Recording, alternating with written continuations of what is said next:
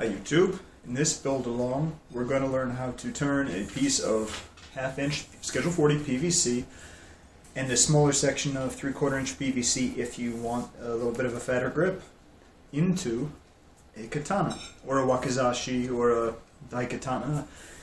You'll just be changing the overall dimensions, but the same basic technique will be the same. It's pretty cool, so let's get started. In the case of this katana, I made it with a 26-inch blade and a 10-inch, correction, an 11-inch handle.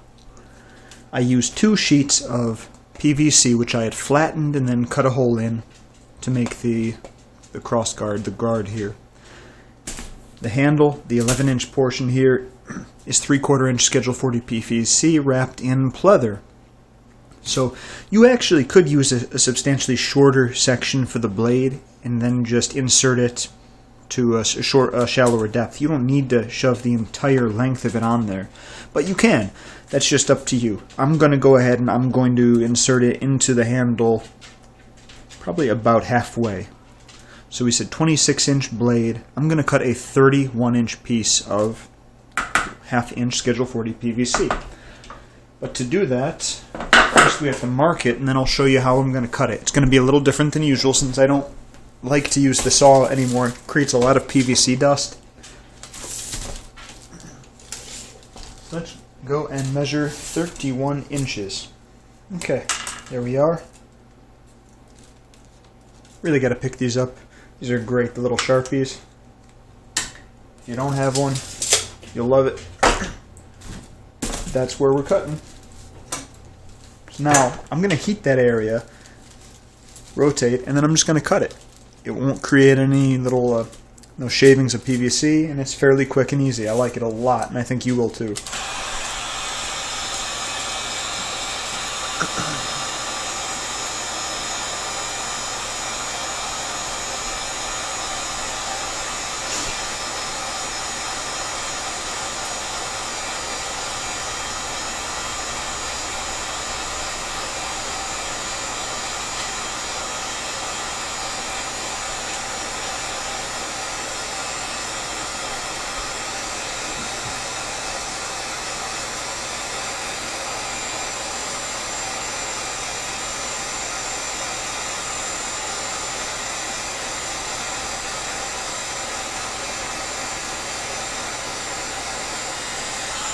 Okay, see there? It's already nice and flexible. Let's get a better angle. There we go. It's nice and flexible. Got some tin snips. Basically, that's it right there. Makes a nice, clean edge. It's quick, and like I said, there are no shavings, no dust. It's great. I really like doing things this way.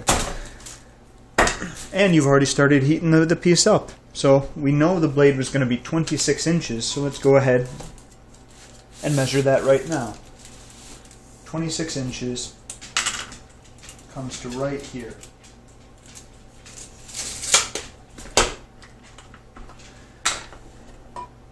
Now the flattening of this is going to go the exact same as it does with all of the other PVC bows and things that you've done. However, you don't want it to flatten it unevenly. So what I like to do is you can either flip it, or when you flatten it, say like on the edge of a table like this, if you leave that side off like so, it will stay in the center. It's going to get pushed to the center rather than the blade being pushed off to one side like it would be here. You see how the flat portion would be at the bottom. It would be fat and then thin. So here, if you do it, you thin the blade out, and it will remain even on both sides. That's a good way to do it. Let me go ahead and do that now.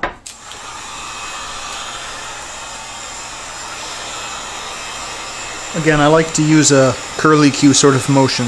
I find it heats the piece of PVC a lot more evenly than if you take back and forth strokes. If you do this, notice how I slow down at both ends. It means you're heating the ends of the stroke more.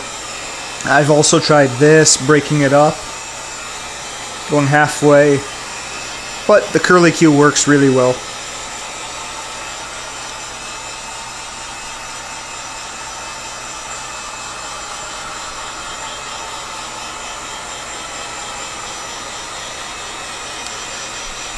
Now as we flatten it, we're also going to want to induce a little bit of curvature, since a katana blade would be somewhat curved. You could leave it straight and make a ninjato, or a ninja sword.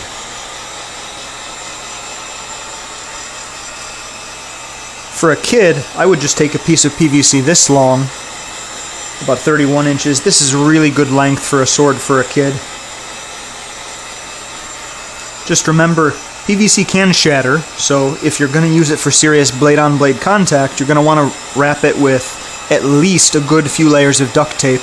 And if you're going to use it for heavy-duty sword play, you're going to want to put something like foam insulation, the pipe insulation on top of that. That'll protect it.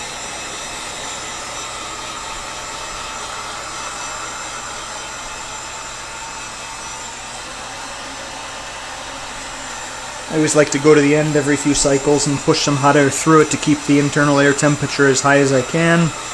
And it also softens the end up, which if you're not careful, you can miss that.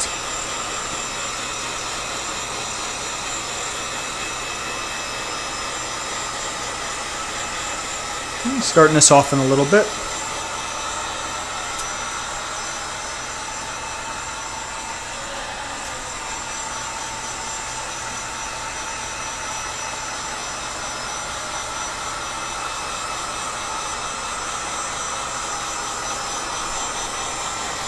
And you really do want to use a reflective surface when you're heating the pipe.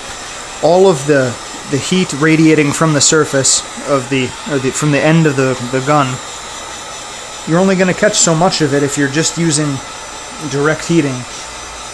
When you're surrounding it with foil, a lot of that heat radiates and reflects right back onto the pipe, so you're making a much more efficient setup. You'll save time, energy, headaches. It's well worth the trouble of just taking some cardboard and coating it with some aluminum foil, taping it on. Okay, we're getting softer.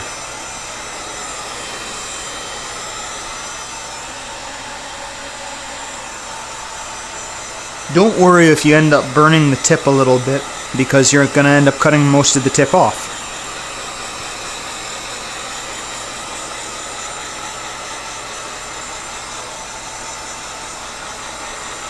What you should really do is go take a look at some existing examples of katana blades to find out what sort of angle you like on the blade.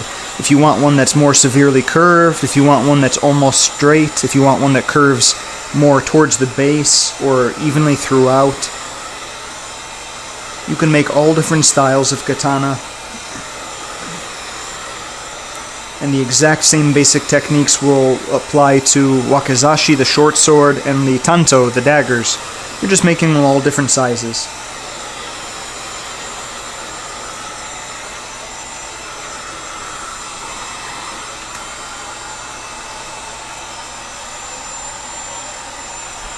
Almost there.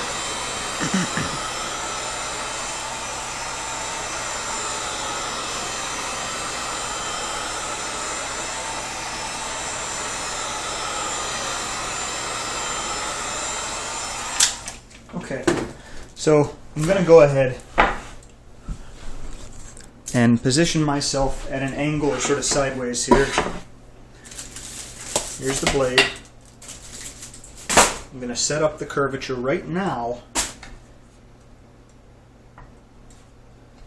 Okay, let's just move that to the edge. Want a little bit more curve in the center, a little less at the handle. That's great.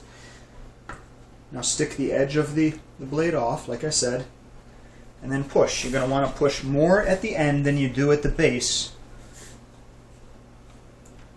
I use my body weight here, but believe me, it's a lot easier if you have two boards and you can just use a clamp. Don't be too concerned about getting it completely flat, especially at the tip, because you're going to be reheating the tip to seal it after you've cut it and shaped it. So that's something that's just not an issue at this point. You just want to have a nice taper at the end. And we can always just take the board off to take a look at it and see if it's coming along nice. I like that. That's good. This is one of those circumstances where it would be good to weigh more, huh?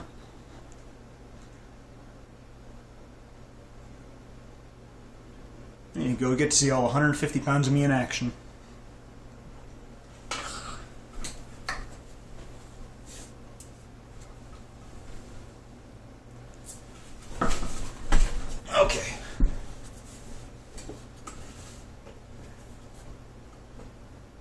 Very good.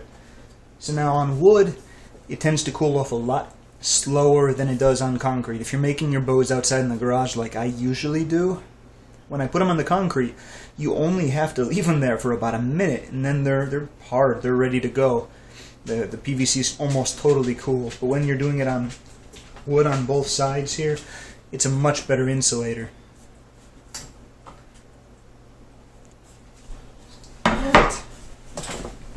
That is pretty darn good. So let me just run that under the sink.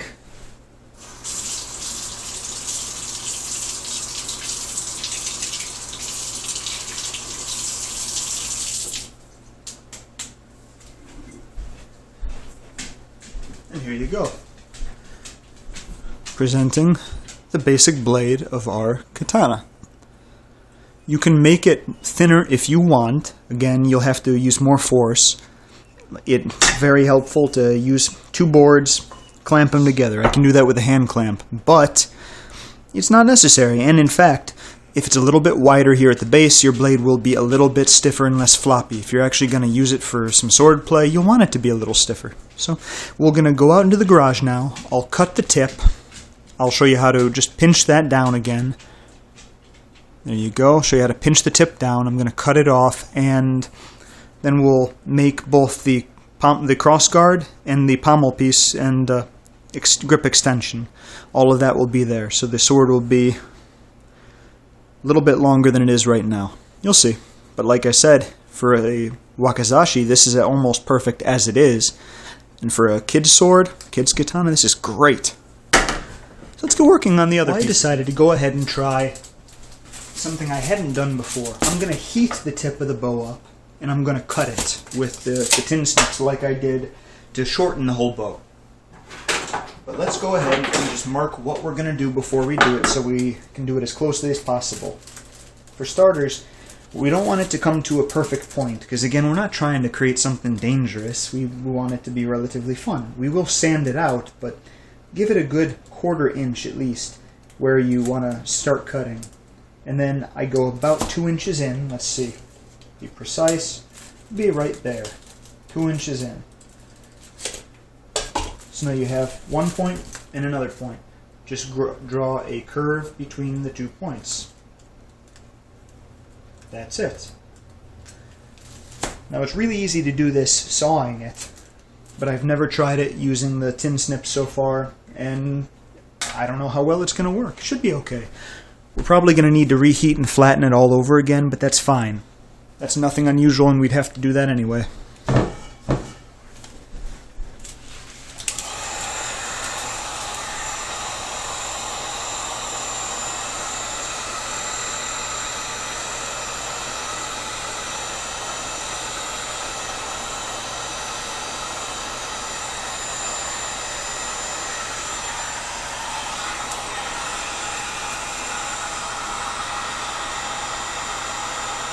And again, if you go a little far and burn it, it doesn't matter. You're going to be cutting it off anyway, so who cares? Although, just try and avoid doing it because you will create some fumes that are not pleasant, make your house smell, and they're vaguely toxic. So just avoid it, but if you do it, it's not the end of the world. Fortunately, it's a nice day and we can have the windows open.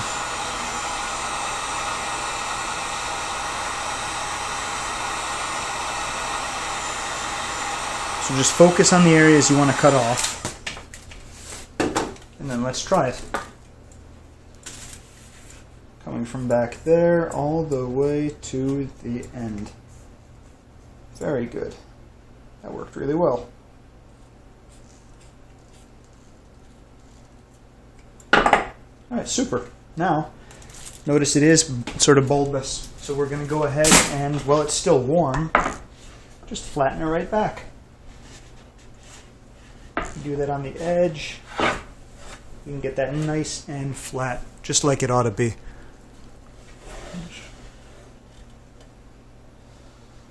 Great. So at any time, if you find your sword's not completely straight, you can just look at it from the front, look down the sword, so look down the blade like this, and if you see it's not straight, can heat it gently in the middle of it or wherever you notice a bend. Not until it puffs back up, but just until it's a little soft. You'll start to notice when it has a little bit of give. And then brace it against your knee and just pull it. You can usually get small kinks out that way.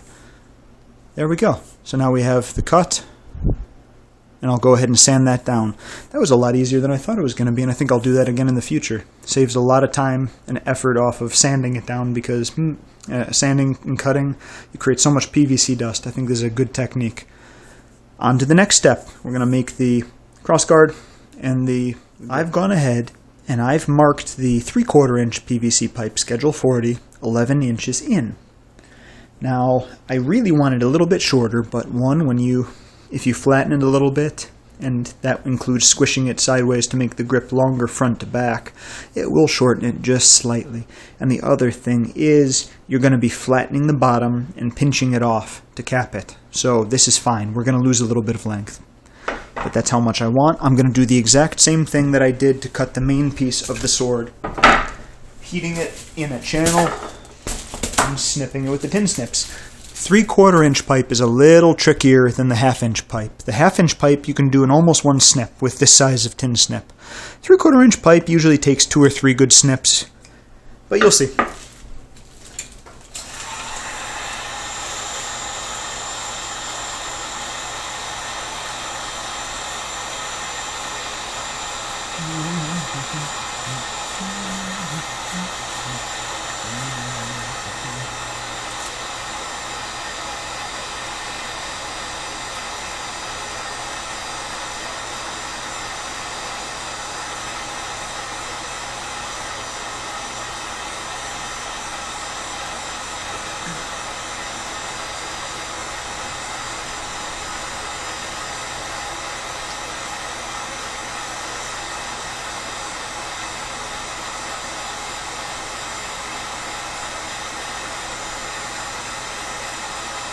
As I do it, I flex it with my left hand just to see how soft it is. Once it gets appropriately soft, we'll know. And then we can go ahead and give it a try cutting it. Something that I've never tried to do is using a saw on it at this point. That might be a really good idea. But look at that. 1, 2, done. Tell me there's nothing easier than that. That was really simple. So this is the piece I was going to use. No, they're both almost the same size, but this is the one I'm going to use. Now it's just a matter of heating it up and inserting it. Oh, well, there you go. It's already starting to work. And inserting it into there. So we can either go ahead and put that on now and then slide the crossguard on over the blade. I've done that. Or we can go ahead and make the crossguard now and slide it up. I think I'm going to try that this time, but both ways will work. Let me go get this excess bit of PVC here. We're going to make the crossguard out of this. In the past, I'd used 2 sheets of thinner PVC glued together, but 1 sheet of this will do just fine. You're going to want to mark a piece 2 inches. Oh, here, let me get the marker. Somewhere between 2.5 inches wide. So let's make this one 2.5 inches. And we're going to do the same thing we did over there. We're just going to heat it and cut it. Then we're going to unfold it, and I'll show you that. It's not hard at all, but it's how you can make nice pieces of flat PVC. You can use it for a whole bunch of different things. You can make boxes, just all sorts of cool stuff. In this case, I am going to heat the entire section because we are going to slice it up the side and flatten it.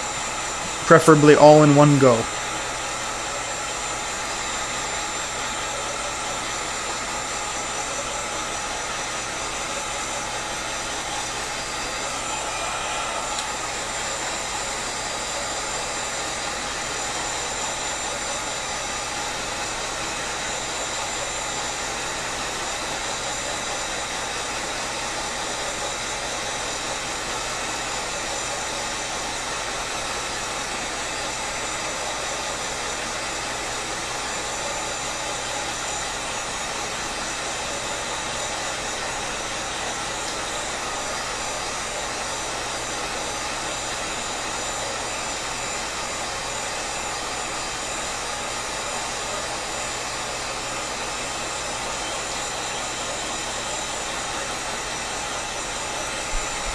Before we completely flatten it, after we cut it open, we're also going to make a little snip with the tin snips. I'll show you how and explain why. That's going to make our lives a lot easier down the road.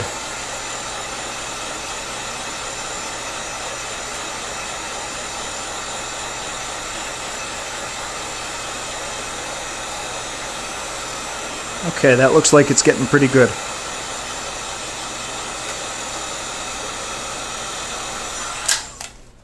So let's go and try and snip that off right now. Okay, mission accomplished.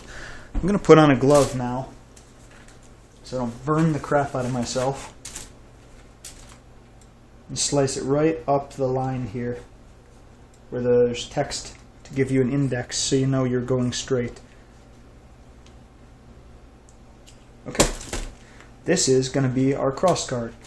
But before we go ahead and flatten it out, I want you to take it and flatten it side to side. It doesn't have to be perfect, we just need to know where the absolute center will be. Take it and make two little snips there, as close to the center as you can. Doesn't need to be too big, but there you go. You can always widen it later, make it larger later, which you're going to want to do. Okay, now before it gets too hard, let's hit it again with the heat gun to keep it nice and soft and workable, and then we're going to flatten it. Before you install it would be a good time to do any finish work. You can go ahead and sand the edges, make them nice and smooth, do whatever you think needs to be done.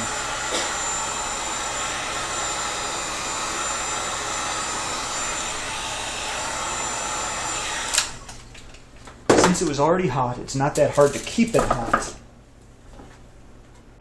So now let's just flatten it out and place the board on top of it. That's pretty much it. In about a minute, when I take my hand off of here, we're just going to be able to remove it, and it's going to be a nice flat piece of PVC. We can go ahead and adjust the hole, do anything like that. We can trim it, but I'm just going to go ahead and install it right after that on the pipe, on the basic sword blade. Very easy to do.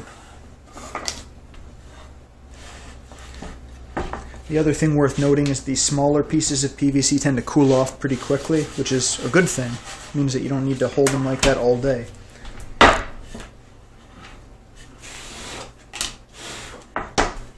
This one just needs another second. Okay, so the snip that I made in the center, that's where you're going to insert it onto the bottom, or slide it down, the blade. It may not be quite centered, it may not be large enough, so go in with, if you need to, you can heat it up, go in with the snips again, or go outside, use a file. A file works wonderfully doing this sort of a thing. And then you just get it until you're happy. Okay, so we could either leave it like this, we could open it up a little bit more. I think that's what I'm going to try and do. I'm just going to cut a little bit more out of right on this side, and then I'm just going to slide it up the blade. So, just to heat it, we don't want it to curl again. So you're going to try and localize the heat right in the center where you're cutting.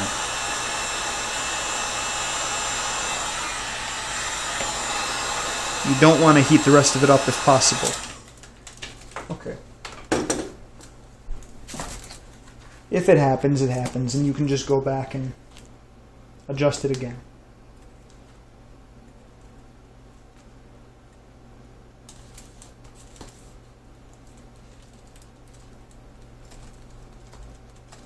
Okay. I'm making little snips to that side to make it easy to cut them off. Ooh, that's hot.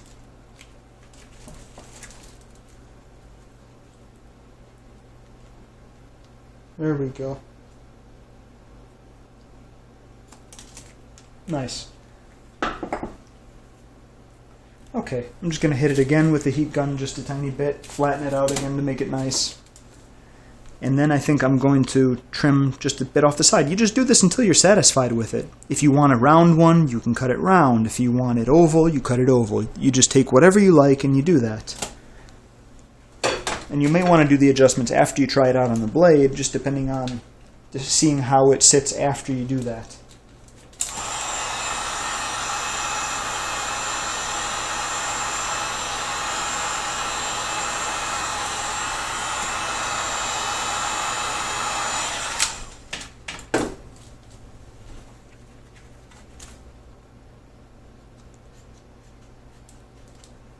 Okay.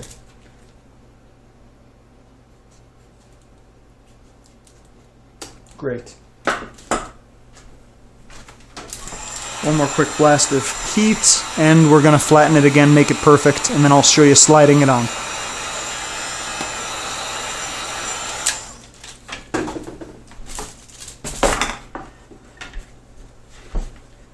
So as you can see, it's really easy to shape PVC, make it do all sorts of things. I've actually got a whole stack of laminations that I've got ready to go. I'm going to curl it around a big old soup pot, and I'm going to glue them together to make a Japanese-style do or chest plate from a suit of samurai armor. Not sure when I'll get around to that, but it should look pretty darn cool when it's done.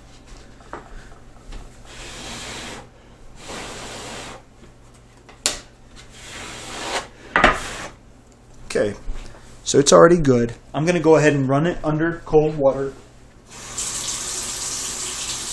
just to get it cool everywhere except where I want it warm, which is the center. This will only take a second or two.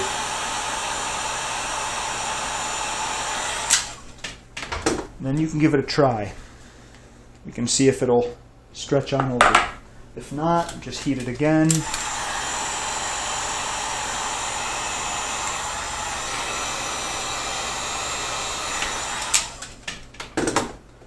Until you get it. There you go. See? It's as simple as that. Now let's slide it right up to that marker where we started to flatten it, and that's going to be our crossguard. Now, since I haven't sanded it yet, it is really, really sharp. Another thing is you might want it to be the other way. You might want it to be with any of this stuff sticking up, but you can just play around with it, insert it over the tip instead. Just do it however you like. But the whole basic idea is really simple and turns out really nice. So there you go. All that we have left now to do is to stick on the handguard. So let's get around to doing that, and then we can, fit and finish might be another video. Now that we have this all set up, we're just going to heat the handle for the bottom 6 or so inches. We want to do this so that we can insert the handle of the main blade over there into it.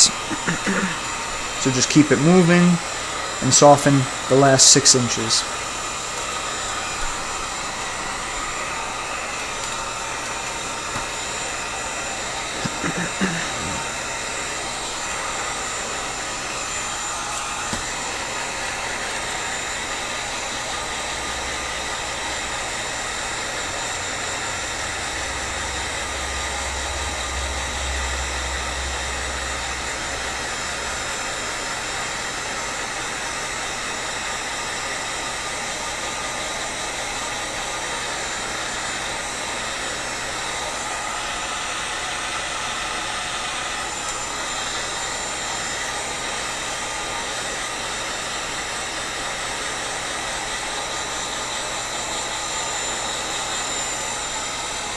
Okay, so far so good. We're almost soft for the end, and at that point it's just sliding it on. No trouble at all. You don't even need the crossguard, by the way. If you want to make one of the style that's some of the crossguardless bamboo style ones, those are really cool. I've done some videos showing faux wood finishes, and you can use the same basic idea to apply a bamboo style finish to the handle and to the scabbard. It would look really cool.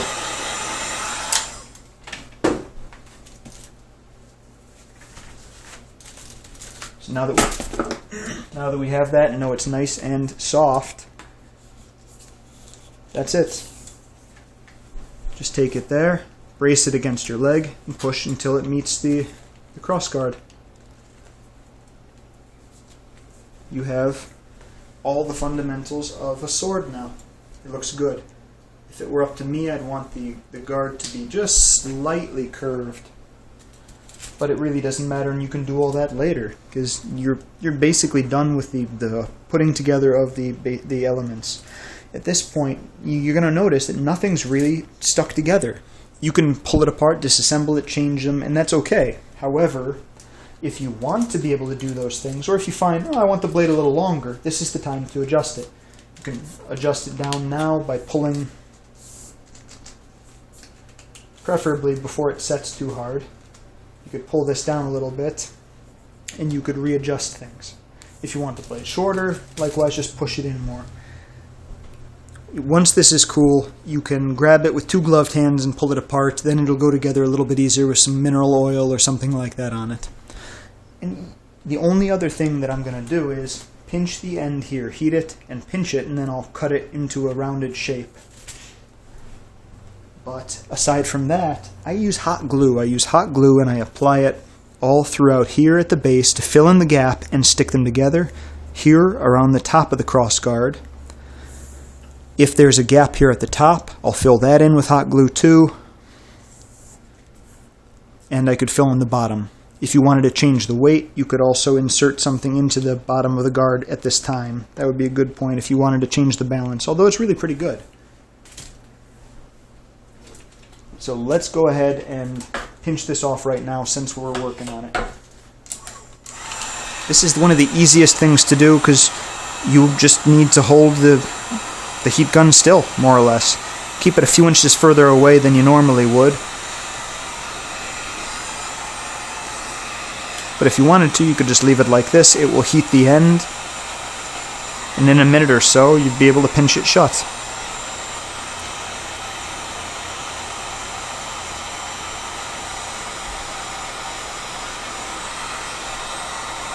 There you go. See, it's already soft.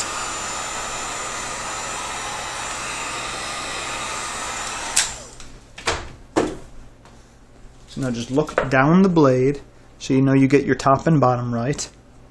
And you can use a clamp or just do it by hand and just pinch it shut. To make it a little bit nicer even, I'm going to go ahead and, while it's still a little bit soft, I'm going to tin snip it into the final shape that I want.